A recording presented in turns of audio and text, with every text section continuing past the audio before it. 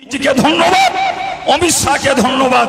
মাঝে মাঝে একটু খোঁচা দিলে মুসলমানের ইমানি জজবাটা বাড়ে। মোদী সরকার আসার পর থেকে আমাদেরকে নিয়ে তিনি এত পরিমাণ ভাবনা ভেবেছেন, যদি কখনো সুযোগ পাই নিঃসন্দেহে একটু ধুতি গামছার আন্ডামান দিয়ে ভদ্রলোককে আমি একটু স্বাগত জানাবো। আমরা বিশ্বাস করি সবার উপরে রয়েছেন আহকামুল হাকিমিন আল্লাহ, তার কাছ থেকে ছাড় পাবেন না কখনো। ওয়াকফ সম্পত্তি যদি উদ্ধার না হয় আমরা আন্তর্জাতিক ময়দানে নেবে তাম দুনিয়ার 55কে রাষ্ট্রকে আমরা ওয়াকফ সম্পত্তি রক্ষার জন্য আহ্বান জানাবো। সেদিন যেন হিন্দু ভাইরা আমাদের দিকে আঙুল তোলাদেরকে বিরাট ভোট দিয়ে জিতিয়ে মুখ্যমন্ত্রী প্রধানমন্ত্রী বানিয়েছেন, তাদের নিয়ে উনি যত না ভাবছেন তার চাইতে বেশি ভাবছেন আমাদের নিয়ে। 370 কেন না, হিন্দু মুসলমানের বিরোধ ঘটিয়ে কাশ্মীরে দাঙ্গা লাগাতে হবে। সিএ কেন, ভারতবর্ষের বাইরে থেকে হিন্দু মুসলিম শিখ ইসাই পার্সিয়ান যারা আসবে তারা দেশের নাগরিকত্ব পাবে, শুধু মুসলমানদের দেওয়া হবে না। এটা পোলারাইজেশন, হিন্দু মুসলমান জাতি দাঙ্গার বিভাজনের মশলা জোগানো হলো। তারপরে কি হলো না, সিটিজেন অ্যামেন্ডমেন্ট অ্যাক্ট, ঠিক তার সঙ্গে রয়ে গেল আরো একটা মারাত্মক বিষয় 3 তালাক। তার মানে দেশের 3 কোটি, দেশের গোটা ভারতবর্ষের 20 কোটি মুসলমানদের স্ত্রীদের অধিকার পাচ্ছে না বলে বিরাটভাবে দুশ্চিন্তায় পড়েছেন মোদিবাবু। কারণ ভদ্রলোক নিজের স্ত্রীকে নিয়েও ঘর করতে পারেননি, এটা বড় লজ্জার। সারা দেশ বিদেশে বাইরে যখন যাই, যদি জিজ্ঞেস করে আপনাদের দেশের যিনি প্রধানমন্ত্রী তার বাচ্চা কাচ্চা করা, আমাদের বলতে হয় তিনি হাটকুড়ো, কিছু বলার নেই আমাদের। একটা স্ত্রী নিয়ে ঘর করার যার সুযোগ হলো না, দেশের মুসলমানদের স্ত্রীদের অধিকার দেওয়ার জন্য তিনি 3 তালাক আনলেন। আসলে এই বিষয়গুলো দিয়ে তিনি বারবার চাইছেন মুসলিমদের বিরুদ্ধে হিন্দু সমাজটাকে খেপিয়ে দিতে। হিন্দু আর মুসলমান যদি বিভাজন সৃষ্টি করা যায়, এটাই হলো তার এই মসনদে বসার পর থেকে সবচেয়ে বেশি সাধনা আর বেশি আরাধনা। আমাদের মাথা গরম করলে হবে না, তারা চাইছে হিন্দু আর মুসলমান বিভাজন করতে। আমাদের কিন্তু হিন্দু মুসলমানের ঐক্যবদ্ধভাবেই আমাদের থাকতে হবে। হিন্দু ভাইদেরকে স্মরণ করিয়ে দিতে চাই, মোদী অমিত শাহকে জিজ্ঞেস করুন দেশের জন্য মোদী পরিবার অমিত শাহ পরিবার কি দিয়েছে। আমি বলছি আমার পূর্বপুরুষ দেশের জন্য আশফাকুল্লাহ খানকে ফাঁসির দড়িতে ঝুলিয়ে দিয়েছে। আমার পূর্বপুরুষ দেশের জন্য তাজমহল দিয়েছে। আমার পূর্বপুরুষ দেশের জন্য শীষমহল দিয়েছে। আমার পূর্বপুরুষ দেশের জন্য লাল কেল্লা দিয়েছে। আমার পূর্বপুরুষেরা দেশের জন্য কুতুব মিনার দিয়েছে। যারা দেশের জন্য কিছুই করতে যায়নি, যারা দেশের জন্য একটা প্রাণ দিতে পারেনি, প্রকাশ্য জনগণের সামনে দাঁড়িয়ে বলছি আরএসএস যদি প্রাণ করাতে পারে স্বাধীনতা সংগ্রামে, একটা আরএসএস জীবন দিয়েছে, আমার কল্লা কেটে তার হাতে তুলে দেব। একটা প্রমাণ দিক যে আরএসএস বিজেপি দেশের জন্য প্রাণ দিয়েছে। আমরা দিয়েছি আশফাকুল্লাহকে, আমরা দিয়েছি খান আব্দুল গফুর খানকে, আমরা দিয়েছি শহীদ তিতুমিরকে, আমরা দিয়েছি আরো লাখো শহীদকে। দেশের জন্য আমরা মুসলমানদের জীবন বলিদান দিয়েছি। হিন্দু ভাইদেরকে বুঝতে অনুরোধ করব, এই ওয়াকফ আন্দোলনে আপনারা আমাদের পাশে আসুন। আমার বাড়িতে ডাকাতি পড়েছে, আমার মসজিদ, আমার মাদ্রাসা, আমার ঈদগাহ, আমার কবরস্থান তারা নিয়ে যাবে। আপনি আমার প্রতিবেশী, আমার বাড়িতে ডাকাত পড়লে আপনার অধিকার আছে ডাকাতির সঙ্গে লড়াই করে প্রতিবেশীর হক পাইয়ে দেওয়া, এটা হিন্দু ভাইয়ের অধিকার আছে। সুতরাং আমি হিন্দু ভাইদেরকে অনুরোধ বিনয়ের সঙ্গে করজোরে নিবেদন করে বলছি, মুসলমানদেরকে ভুল বুঝবেন না। আপনাদের শত্রু নই, আমরা আপনাদের মিত্র নই, আমরা মিলেমিশে এখানে বসবাস করতে চাই। আপনারা আমাদের সঙ্গে আসুন, একই সঙ্গে মিলেমিশে আমরা ওয়াকফ সম্পত্তি উদ্ধার করি। যদি আপনারা আমাদের সঙ্গে সাথ দিতে পারেন ওয়েলকাম, ডবল থ্যাঙ্কস। যদি মনে করেন যে না, মুসলমানদের মসজিদ, মাদ্রাসা, ঈদগাহ, কবরস্থানের জায়গা সরকার দখল করলেও আমরা হিন্দু বুদ্ধিজীবী সমাজ গাল খুলবো না, কিছু বলবো না। আমি একটা সতর্কতার বার্তা দিতে যাচ্ছি। পৃথিবীর 256টা দেশের ভিতরে স্বাধীন সার্বভৌম 55 দেশ আছে। মুসলমানদের ওয়াকফ সম্পত্তি যদি উদ্ধার না হয়, আমরা আন্তর্জাতিক ময়দানে নেবে তাম দুনিয়ার 55কে রাষ্ট্রকে আমরা ওয়াকফ সম্পত্তি রক্ষার জন্য আহ্বান জানাবো। সেদিন যেন হিন্দু ভাইরা আমাদের দিকে আঙুল তুলবেন না। আমরা এই ওয়াকফ নিয়ে দিল্লিতে মোদি পা চাটতে যাব না। আমরা ওয়াকফ নিয়ে মক্কা মুকাররমার ওয়ার্ল্ড মুসলিম লীগ অফিসে আমরা ধন্না দিয়ে ভারতবর্ষের সম্পত্তি, মুসলমানদের সম্পত্তি রক্ষার জন্য যাব।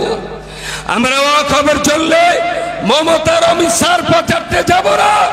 আমরা যেন যাব তুর্কির এরদোগানের কাছে, আমরা চলে যাব ইরানের নেতাদের কাছে, আমরা চলে যাব সৌদি আরব, লেবানন, ফিলিস্তিন, মরক্কোর প্রধানমন্ত্রীদের কাছে।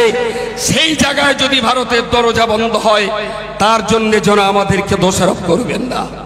সুতরাং দেশের হাজার নয় লক্ষ লক্ষ হিন্দু ভাই যারা আমাদের সঙ্গে রয়েছেন, আমি তাদেরকে বলছি, আসুন, আপনার বাড়ি আগুন লাগলে নেবার দায়িত্ব যেমন আমার বাড়িতে আগুন লাগলেও লেবানোর দায়িত্ব আপনার আছে।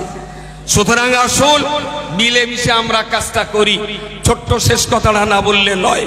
আমাদের গাঁ গ্রামে প্রচার শুরু হয়েছে যে মুসলমানদের ওয়াকফ সম্পত্তি কেড়ে নিয়ে মোদি, অমিত শাহরা হিন্দুদের মাঝখানে বিতরণ করে দেবে।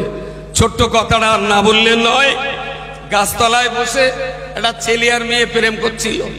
ফুলের মালাটা এনে ছেলেটা বারবার চাচ্ছে মেয়েটার গলায় দেবে, আর মেয়েটা বারবার নিতে চাইছে। ওখানে কি হচ্ছে না হচ্ছে তারাই জানে।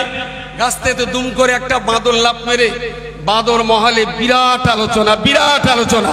बोले की व्यापार? बोले मेरे लिए एक चांस मिल गया। बोले क्या मिला आपको? बोले बाद में समझा जाएगा, मुझे बहुत तकदीर बुलंद हो गई, मेरे लिए एक चांस मिल गया। बोले अरे की होयेछे बोलबी तो?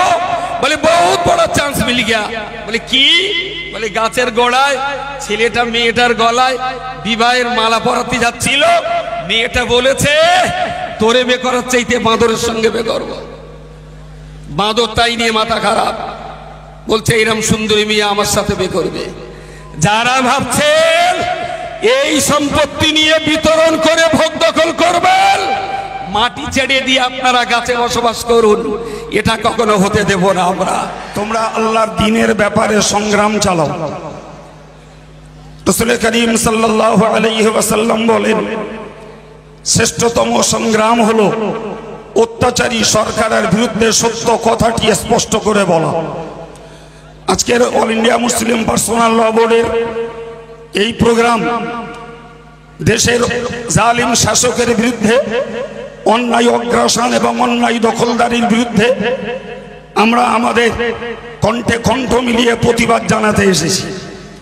আমি দুটো কথা আপনাদেরকে বলবো। প্রথমত একটি কথা মনে রাখুন, আজকের মোদী অমিত শাহ সরকার যারা, এদেরকে বলতে চাই এই প্রোগ্রাম থেকে তাদের কাছেই বার্তা পৌঁছাক। মনে রাখা দরকার, দেশের জনগণ চাইলে আপনারা গদিতে থাকুন, আরো 20 বছর ধরে রাজত্ব করুন, কিন্তু ভারতীয় সংবিধানের পবিত্রতা রক্ষা করুন। ভারতীয় সংবিধানের মৌলিক অধিকার, সকল ধর্মের মানুষ আপন আপন ধর্ম পালন করবে। সুতরাং ভারতবর্ষের ঐতিহ্য এটাই যে ভারতবর্ষ মুসলিমদের রক্ত বিনিময়েও স্বাধীন হয়েছিল। সে ভারতে মুসলিম, তার মসজিদ, তার মাদ্রাসা, তার কবরস্থান, তার ঈদগাহ, পীরিত্ব সম্পত্তি, এসবগুলো তাদের সম্পূর্ণ নিজস্ব আয়ত্তাধীন। তারা সেটাকে কিভাবে ইউটিলাইজ করবে, কেমন করে ব্যবহার করবে, সেই স্বাধীনতাটা তাদের হাতে রেখে দিন। আপনি রাজত্ব করুন, দেশ চালান, কিন্তু এই কুনীতি ছাড়ুন যে দেশের মানুষকে লিলিয়ে দিয়ে নিজে গদি দখল করবেন, এক এক সময় ভোট আসবে আর হিন্দুত্বের জিগির তোলার জন্য কখনো এনআরসির ছবল, কখনো তালাকের ছবল। আজকের মহারাষ্ট্রের জেতার ধান্দায় সম্পত্তি সংশোধনের এই ধান্দা তোলা, এই জাতীয় দুর্নীতিগুলো ছাড়ুন। নিশ্চিত করে মনে রাখুন, জালেম শাসককে বিশ্ব ছেড়ে দিতে পারে, কিন্তু আমরা বিশ্বাস করি সবার উপরে রয়েছেন আহকামুল হাকিমিন আল্লাহ, তার কাছ থেকে ছাড় পাবেন না কখনো। পাশাপাশি মনে রাখা দরকার, আজকের ভারতবর্ষের ঐতিহ্য, নানা ভাষা, নানা মত, নানা পরিধান, বিবিধের মাঝে দেখো মিলন মহান।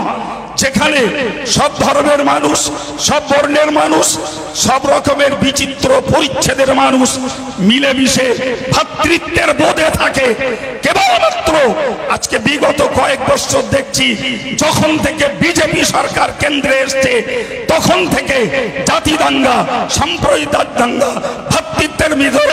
ভ্রাতৃত্বের ভিতরে বিচ্ছেদ ঘটিয়ে কেবলমাত্র এদের নেতৃত্বের লোভ আর মাতব্বরি। আজকের মুসলিমদের অল্প সম্পত্তির লোভ লাগলো, বিজেপির নেতৃবর্গ হাজার হাজার কোটি টাকার মালিক হয়েছে, এতেও পোষায়নি। মুসলিম সম্পত্তির উপরে হস্তক্ষেপ, বলতে ইচ্ছা করে রবীন্দ্রনাথের কবিতা, এ জগতে হায় সেই বেশি চায়, আসে যার ভুরি ভুরি রাজার হস্ত, করে সমস্ত কাঙালের সঙ্গে দুর্বলের মাল চুরি। এদের চরিত্র হলো সংখ্যালঘুদেরকে দমিয়ে দিয়ে নিজেদেরকে অত্যাচারের স্টিম রুলার চালানো নিজেদের পক্ষ থেকে। প্রিয় ভাইরা আমার, আমি আপনাদেরকে বলবো যে কথাই আপনাদেরকে শুনিয়েছি, সঙ্গে বলবো মোদিজিকে ধন্যবাদ, অমিত শাহকে ধন্যবাদ। মাঝে মাঝে একটু খোঁচা দিলে মুসলমানের ইমানি জজবাটা বাড়ে, মাঝে মাঝে ছবল দিলে মুসলমানের গুপ্ত ইমানি জজবাটা সুপ্ত হয়ে ওঠে। এটাই মুসলমানদের আজকের বড় পাওনা। শেষ কথা, আমরা রাষ্ট্রীয়ভাবে দেশের প্রক্রিয়া অনুযায়ী আন্দোলন করব, তবে আমি সবের কাছে আন্তরিক নিবেদন করব, আমরা আধ্যাত্মিকতায় বিশ্বাসী। সকল ভাইদের কাছে আমার দাবি, আপনারা একটু খাস করে আন্তরিকতার সঙ্গে আল্লাহর কাছে একটু দোয়া চান।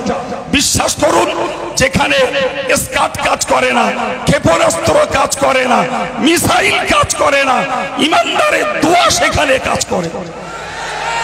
সুতরাং দোয়া চান, আল্লাহ এই জালেমদের হাত থেকে এই 130 কোটির ভারতবর্ষের সর্বধর্মের মানুষকে শান্তিতে বসবাস করতে দেন। এইটুকু বলেই আমি আমার বক্তব্যের রীতি টানছি।